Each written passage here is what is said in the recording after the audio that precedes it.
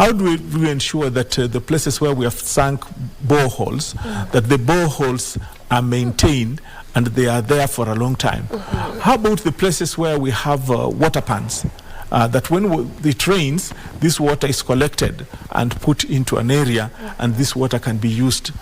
There is the issue of animals that keep dying all the time. Yes. The communities, most of them are pastoralists, and you find that they lose their animals throughout.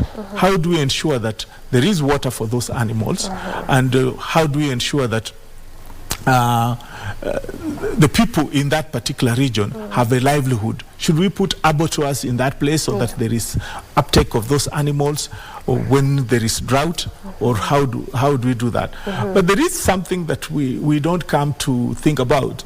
This drought has been around. Have we ever thought about the wildlife? Who is taking care about that wildlife? Who's talking about it?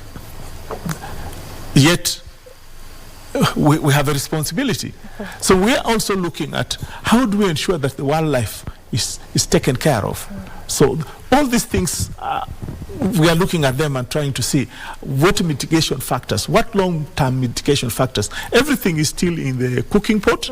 I will not say that everything has been crystallized, but that is the purpose of the committee. How do we ensure that this thing becomes sustainable in the long run? I hear you. And just as you speak, I was looking at the screen. I'm looking at how dire that situation is. When you look at that, looking at children, looking at how dry the lands are, the malnourished children, the dry areas. There's really nothing to even collect, and you can really see the ripple effect that this drought is having. Not just like you did mention the wildlife, the livestock. Look at that. I mean,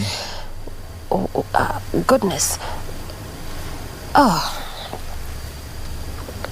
And we're also talking about children going to school. This is really also affecting them quite a lot. It is affecting children going to school because we also are now doing some feeding program. In schools? In schools, and ensuring there is no malnutrition. Like I said before, we have serious conditions of lactating mothers, some mothers who are pregnant. 134,000. Yes, and imagine. These are lactating and pregnant. Yes. And children, are talking about almost a million. 942,000. Yes.